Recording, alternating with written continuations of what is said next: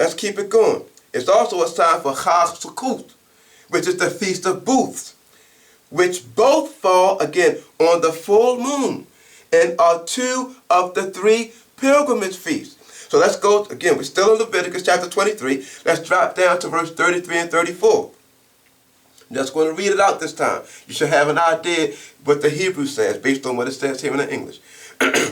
And Yahweh spake unto Moshe, saying, Speak unto the sons of Israel, saying, The 15th day of this 7th new moon shall be the Feast of Tabernacles for 7 days unto Yahweh.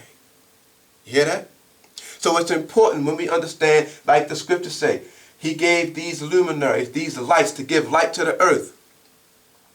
He set them in the firmament of the heavens. And they are for signs and seasons and days and years. Give me a moment. Let me just get a quick drink and I'll come right back.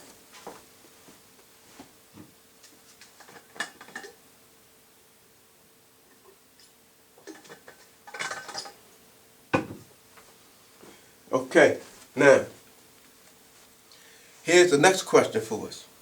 What is the first new moon cycle?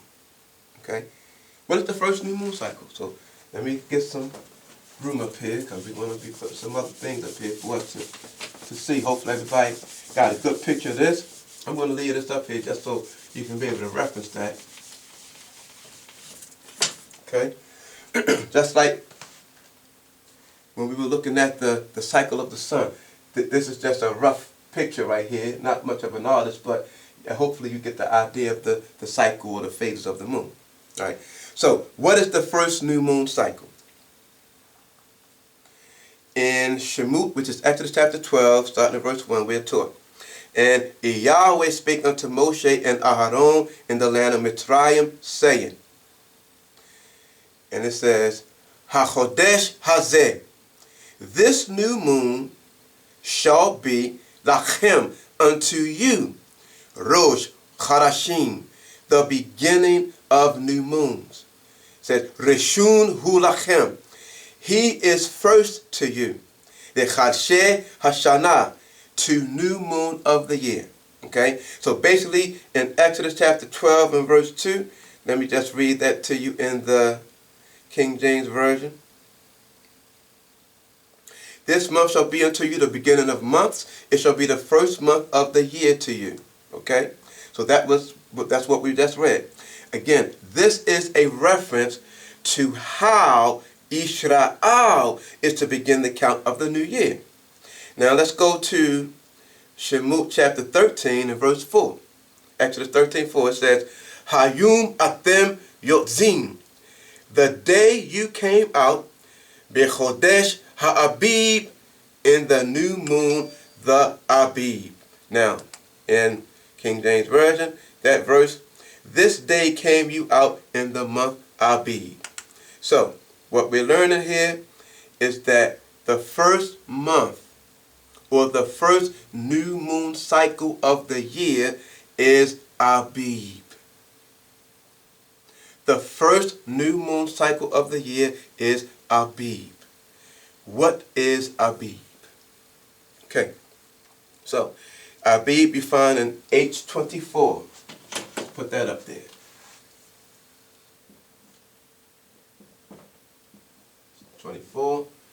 And the word is spelled Aleph, Bet, Yod, Bet. Aleph, Bet, Yod, Bet, and it is pronounced Abib. Okay. Now it says from an unused root. Now here's just something that you can keep in mind when you're doing your studies. Whenever you come across a definition in Strong's and it says from an unused root, basically it's saying the root word that this term is used from wasn't used anywhere in Holy Scripture. That's all that means. From an unused root, meaning to be tender, okay?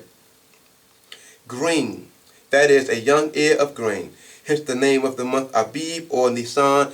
The term Nisan came about later. We refer to it as Abib because that's what it was called, in Torah. Now, the term Abib totally is used 8 times. 6 times is used in reference to a new moon cycle or a month, and twice it's translated as heir or heirs. So let's look at the 2 times it's translated as heir or heirs. In Exodus chapter 9, verse 31, it says, "And the flax and the barley was smitten." And then it says, "Ki hashorah abib," which is translated, "For the barley abib, and the flax was bold." Okay? B-O-L-L-E-D, not B-O-L-D. All right? And the flax was bold. Now that's Exodus 9:31. Now in Leviticus chapter 2 and verse 14, it says, "And if you offer a meat offering of your first fruits unto YHWH," it says, "Abib kalu ba'esh." In other words, Abib scorched in fire. And it's talking about ears of corn. That's how it's translated. Dried by the fire. It says, "You shall offer for the meat offering of your first fruits, green, even corn beaten out of full ears." Now, it is assumed, let me emphasize that, it is assumed or has been assumed that since the term Abib has been translated or has been defined as green ears, that we should use the green ears to determine appointed times. Let's go back to Genesis chapter 1, verses 9 to 13, which gives the command for the vegetation to grow. And there's nothing in those passages to indicate that we're supposed to look at vegetation to mark time. And let me say this too. Yes, I agree 100% that the high holy days, the annual feast, are connected to the agricultural year in Israel. There's no ifs, no ands, no buts. There's no doubt about that. It is connected. If you remember what we had on the board yesterday, and we looked at the cycle of the sun, there's a period where you refer to it as the summer. And throughout the world they call it spring summer, but the Torah refers to the entire period as summer. Then there's a period that's referred to as the winter, which again, the rest of the world refers to as the fall and winter. But Torah, summer, winter. The summer, that's the time when you're going to have all your growth. Okay? And then you have the winter, when you're not going to have much growth. Primarily in the northern hemisphere where Israel is located. Okay? Keep that in mind. Now, saying that, at the same time, I stand on the word, I stand on the truth that we are not supposed to search for green ears to determine when Abib is. That is not what the Torah teaches. He gave the luminaries, the greater light, the lesser light, and the stars to determine that. That is what we're supposed to be using. Okay? Hypothetically speaking. Hypothetically. And some of you may have asked this question or even thought of this question. Let's just say that you're in a famine this particular year. Nothing's growing. How do you determine Abib when nothing's growing? How do we determine when Abib is? Well, you don't have to look to the earth to determine that. You never did. You are always supposed to look to the heavens, to the sun, to the moon, to the stars. Does that mean we worship them? Of course not. The Creator made them for that purpose if we believe what the Torah teach. Simple and plain. If we believe what the Torah teach, that's what we use. That's the clock. And as was stated before, man cannot touch it. He can't alter it. So we pay attention, we learn it. And once we learn it, he's teaching us day to day, uttereth speech, night to night, giveth knowledge. Do we believe that? That's the question. Okay? So, back to Abib. Again, when it comes to this idea of looking at the green ears, that's incorrect. Going back to Genesis 1:14. So let's look at this. In Shemot, which is Exodus chapter 23, verse 15. Just going to read this for you. you shall keep the feast of unleavened bread. You shall eat unleavened bread 7 days as I commanded you. It says, the Mu'ed Chodesh Ha'abib. It says, to the time appointed, new moon, the Abib. For in it you came out from Mitzrayim or Egypt, and none shall appear before me empty. In Exodus 34:18 it says, the feast of unleavened bread shall you keep. 7 days shall you eat unleavened bread, as I commanded you. The Mu'ed Chodesh Ha'abib, to the time appointed, new moon the Abib. It says, Ki Bechodesh Ha'abib. For in the new moon the Abib you came out from Mitzrayim. Okay? And I want to emphasize, when you see that word month, look behind it and see which word it is. Is it Yariyach? Or Yarach, or is it Chodesh? Because if it's Chodesh, as in these particular cases, we want to keep in mind, it's talking about the new moon. Why? It's a cycle of new moons.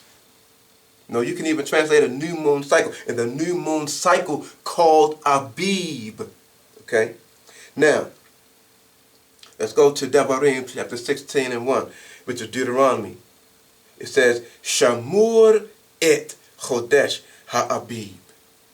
It says, observe the new moon, the Abib, and keep Pesach unto Yahweh. For in the month Abib, Yahweh, your mighty one, brought you forth out of Egypt by night. Now, this verse in particular is very important. Now, as we had discussed in the last video, right, there's a term used in the Hebrew language. Let me put this up on the board.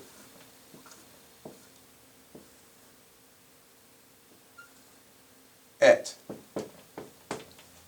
Okay, and remember, this is your ox head, this is your mark, strong sign. Here's some homework for you. Do a research on every place in the Tanakh where the term Chodesh is used. Okay?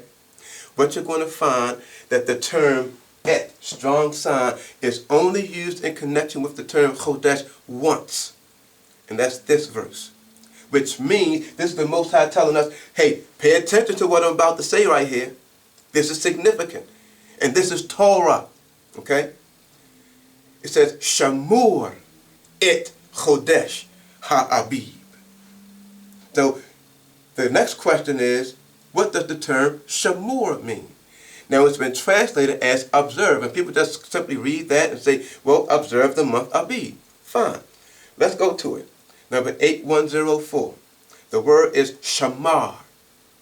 Okay, again, the primitive root. It says properly. And here's another little tidbit for you. Whenever you're in the Strong's Hebrew lexicon and you come across a definition and it says properly, what this is doing is telling you this is the base. This is the root meaning of this word. So it says properly, to hedge about, then it says in parentheses, as with thorns. So think about that. To hedge about as with thorns. It goes on further to say to guard, to protect, to attend to. In the word study Hebrew dictionary, it says the verb means to watch, to guard, to care for. So in Deuteronomy chapter 16 and verse 1, we are being commanded to hedge about the new moon of Abib. How do we do that? How do we protect? How do we guard the new moon cycle of Abib? What is it that we're supposed to do? What? And think about that. Pray about that. What is it that we're supposed to do? Somebody I heard recently say that the month of Abib doesn't need to be protected or guarded, etc. Hold up now. If you're going to utter those words out of your mouth, what is this saying right here? Because this is not me saying this. I'm simply reading to you what the Torah says. So now, as Bible students, Bible believers, it becomes our responsibility. Heavenly Father, what does this mean? What does it mean? So let's find out. Now, we got to understand about the term Abib. We do know that it's supposed to be the first month of the year, right? Now, the next question we have to ask, when is the beginning of the year? What's the beginning of the year? Let's do it like this. Let's go back to our little diagram from yesterday, right? I'm just going to draw something real quick. Now, when it comes to the new year, two things I want to say about it. One, the new year is not January the 1st. Technically speaking, when you think about January the 1st, right, and let's approach it from a logical or a reasonable standpoint. January the 1st, what's new? Think about it. What's new? In the world, what's new? And the same goes for Rosh Hashanah, okay, that starts in the fall. Okay? Why is that considered to be, especially from those who claim to be Yahudim? Why do you consider that to be Rosh Hashanah when the Torah specifically states Abib is the beginning of the months for you? To this day, I understand the explanation for it. I understand that. You know, the civil versus the religious, yeah, etc., etc. That's irrelevant. What does the Torah teach? Now think about the cycle of the sun, right? You got your, I'm just going to keep it simple. Okay?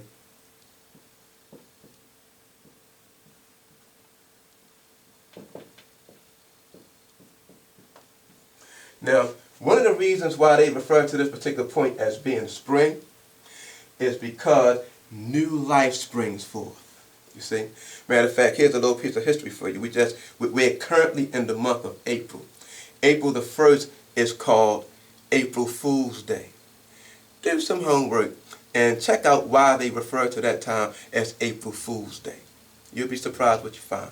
Look it up, okay? But they refer to this as spring because new life begins to spring forth from the earth. See, in other words, this was actually considered to be the beginning of the year. Okay? Why is this considered to be the beginning of the year? Because something's about to happen within the cycle of the sun. Remember what we talked about yesterday? The sun is about to start increasing because the days start to get longer. And what I mean by the sun increasing, the sun starts to get more powerful. This is the time of the sun and its strength. It reaches its peak at the summer solstice, then it starts to decline, and then at the fall or the autumnal equinox or equinox, then after the equinox, the days start to get shorter, the sun gets weaker and weaker, it hits its most weakest point once you get to the winter. Now check this out real quick, right? What happens around this time in the winter? Talking about 21st of December. That's the shortest day. See, to the ancients, they worship the sun. So the sun, the day got shorter and shorter. Can you imagine being a sun worshiper and seeing the days get shorter and shorter and shorter, not knowing what in the world is going on? So what you're going to do, you're going to develop some type of form of some type of ritual in honor of the God that you think is leaving you. So they did that. And they ritualized, and then on the 25th, they realized that the days were starting to get a little longer, so they considered that to be the new birth. See, that's Christmas. And then a week after that, as the days began to get a little longer, then they proclaimed the new year in the midst of winter. See, Christmas, New Year's is not based on the Torah. It's not based on biological. It's not even based on natural fact. It's based on heathen, pagan worship. That's what it is, sun worship. That's where they get it from. But that's neither here nor there. Let's get back to our point. The beginning of the year is when new life begins to spring forth from the earth. And this begins the period of the sun being in its strength. Okay, what does that have to do with anything? Because Abib has to be at the beginning of the year. So you have the cycle of the sun. Now you have a cycle of the moon. And the cycle of the moon has to now be brought in unison with the cycle of the sun. Why is that? To understand this better, and I'm going to have to erase all of this, so I'm going to ask y'all to, keep this in your mind. I'm going to show you something, share something with you that you learned from Ivrit, the Hebrew language. Okay? Most High willing, I got a few more minutes so I can get this up here. Okay? Now we want to take a look at the Hebrew language. We're going to look at this word first, because we looked at this one. This word I'm writing up here is the word rakah.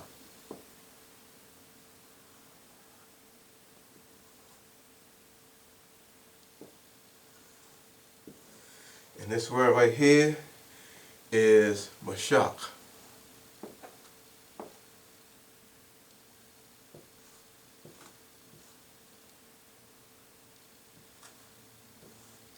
And let me write this too. And this next word I'm putting up here is zadok.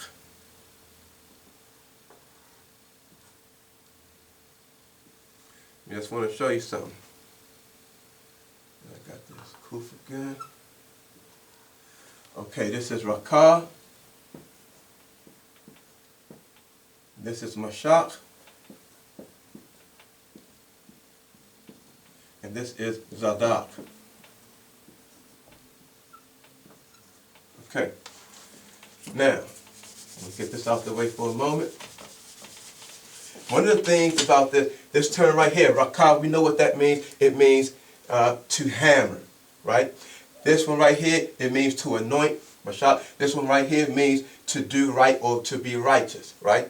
Now, in the Hebrew language, you have what's called suffixes, prefix, suffix, and infixes. So there's certain letters that have meaning, and you can add them to a word, and it changes the meaning of the word. One of those letters is the yod. So if I put the yod, and I'm just going to draw it right up here. If I put the yod right here, this word rakah becomes rakia. So it doesn't mean to hammer, it means one that is hammered, like the expanse. Okay? This term right here, if I put that yod right here, mashach, which means to anoint, becomes mashiach, which means one who is anointed. Okay? The word zadok, which means to be righteous. I put this word right, this letter right here, zadok, becomes zadik, which is, well, I'm not going to change all of that, mashiach, zadik, one who is righteous. Okay? Just wanted to show that, just to show how these words can be changed by adding a letter. So now, that being said, let me remove this out the way, and let's go to another example, because we want to understand why the significance of Abib, why is it the first. So let's look at the first two letters of the Hebrew Aleph Bet. Aleph and Bet. Those are the first two letters of the Aleph Bet. Now what's interesting, again, remember this Aleph is the ox head, which means strength. This Bet is the tent or the house. So what this Aleph Bet means, it means the strength of the house. The strength of the house is Ab, or father. Okay? Right? Ab. Now, the Hebrew language, there's a system to how words are built. The first thing that you do when you want to make a parent root, which is a biliteral or two-letter root, into a primitive or child root, you double this letter right here. So Ab becomes Abab. Okay? But it retains its same meaning. Strength of the house. Okay? Now, let me go to Jacinia's Hebrew lexicon. Under Abib, it says, Abib, it says, from the root Abab. Now remember, in the Strong's Hebrew lexicon, it said that it's from an unused root, because the term Abab is not used in Holy Scripture.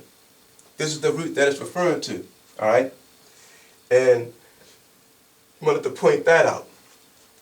So Ab means strength of the house or father. Now Abab also, let me put this up here. Abab means the same thing, strength of the house. But remember the infixes, because we want to understand why Abib is so important. We should already see from what's being built, it's going to be the first year of the months to you, first month of the year to you, excuse me. So it's only fitting that it begins with the Aleph Bet, which are the first two letters of the Aleph Bet, which also means father. Okay? But now when you add that, you double that Bet, making it Abab, a primitive root. But now when you infix that Yod, Abab becomes Abib. And I submit to you that the term Abib doesn't mean green is. It means one who strengthens the house. Who is the one who strengthens the house? It's the sun. Remember Joseph's dream? Remember he had the dream about the sun, the moon, and the stars, and Yaakov, the prophet, interpreted it and said, shall I? When he said, shall I, he talking about the Father, the Son. Shall I, your mother, the moon, your brothers, the stars? See? So he's teaching us that the Son is in a position of a father, and there's a period of time when the Son is in his strength. When the days begin to get longer, that's when the sun is in his strength. Even once you get past the summer solstice, the day is still longer than the night. The sun is still in his strength. It is during this time period, this period right here, where Abib has to fall. That's why he says to hedge it about. Hedge it about with what? How do we hedge about a period of 30 or 29 days? How do we do that? By making sure every year when it drops back here, you got to add another month to make sure it always falls up here. Everybody who keeping Abib right now, y'all started Abib during the time when the sun was in its weakness. We're supposed to start Abib when the sun is in its strength. Why? Because it means one who strengthens the house. The Father, the Son. That's what he did. That's the truth of the word. Some going to believe it, some not going to believe it. That's fine. But if you consider yourself to be a prophet or spiritual, trust and believe that the word that have been spoken to you are from Yah. Beshem Yahushua HaMashiach. Hallelujah. He says, again, I'm just going to read this to you. And I'm going to close out. Because we still have to talk about the stars. You have the cycles of the moon. The cycle of the moon is based on when you see that first crescent. If that first crescent doesn't appear after the equinox is the starting point, because right after the days are 12 hours, and it starts to get longer. It has to appear after that because that's when the sun enters the period of its strength. And what also happens, that's when in the northern hemisphere, that's when the vegetation starts to appear. That's why the association was made with the green ears, because it's associated with